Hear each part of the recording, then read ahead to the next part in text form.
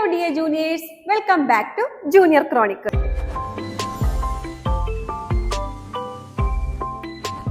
ഇന്ന് നേതാജി എന്നറിയപ്പെടുന്ന Subhash ചന്ദ്രബോസിന്റെ 128th birth anniversary ആണ്. അപ്പൊ നമുക്ക് ഇന്ന് അദ്ദേഹത്തെ കുറിച്ച് കുറച്ച് കാര്യങ്ങൾ അറിയാം. 1897 ജനുവരി മാസം 23-ന് ഒറീസയിലെ കട്ടക്കിലാണ് സുഭാഷ് ചന്ദ്രബോസ് ജനിക്കുന്നത്. ജാനകിനാഥ് ബോസിന്റെയും പ്രഭാവതി ദേവിയുടെയും 14 മക്കളിൽ ഒരാളായിരുന്നു സുഭാഷ് ചന്ദ്രബോസ്. നിങ്ങളെപ്പോലെ കുട്ടിയായിരിക്കുമ്പോൾ തന്നെ അദ്ദേഹത്തിന് ദേശഭക്തിയും അത്തരം കാര്യങ്ങളിൽ ഇടപെടാനുള്ള താല്പര്യവും ഒക്കെ ഉണ്ടായിരുന്നു. ഈ കാലഘട്ടത്തിൽ ഇന്ത്യ ബ്രിട്ടീഷ് ഭരണത്തിലായിരുന്നെന്ന് നിങ്ങൾക്കറിയാമല്ലോ. ഇന്ത്യയുടെ സ്വാതന്ത്ര്യത്തിനായി ബ്രിട്ടീഷ് ഭരണത്തിനെതിരെ അദ്ദേഹം ഒരുപാട് കാര്യങ്ങൾ ചെയ്തു. അതുകൊണ്ടാണ് അദ്ദേഹത്തിന്റെ ജന്മദിനമായ ജനുവരി 23 ദേശസ്നേഹ ദിനമായും പരാക്രം ദിവസമായും ഒക്കെ ആചരിക്കുന്നത്.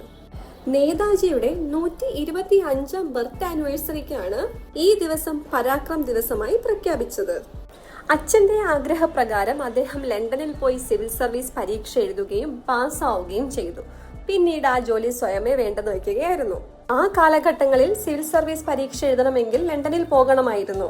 മാത്രവുമല്ല, ഇന്ത്യക്കാർക്ക് ആ സ്ഥാനത്തേക്ക് എത്തുന്നത് വളരെ ബുദ്ധിമുട്ടുമായിരുന്നു. അങ്ങനെയുള്ള കാലഘട്ടത്തിലാണ് അത്രയും കടുപ്പമേറിയ പരീക്ഷ എഴുതി വിജയിച്ചിട്ടും ദേശസ്നേഹത്തിന്റെ പേരിൽ അത് വേണ്ടെന്ന് വയ്ക്കുന്നത്. എന്തുകൊണ്ടായിരിക്കും ഇന്ത്യൻ ഗവൺമെന്റ് ഈ ദിവസത്തെ പരാക്രം ദിവസം എന്ന് വിശേഷിപ്പിക്കുന്നതെന്ന് ഇപ്പൊ നിങ്ങൾക്ക് മനസ്സിലായില്ലേ? ഇതുപോലെ ഇന്ത്യൻ ഫ്രീഡം ഫൈറ്റേഴ്സിൽ പലരെ കുറിച്ച് നിങ്ങൾക്ക് അറിയാമായിരിക്കും അല്ലെ? കൂടുതൽ ആളുകളെ കുറിച്ച് അറിയൂ. നാളെ മറ്റൊരു ടോപ്പിക്കുമായി വീണ്ടും കാണാം. ബൈ.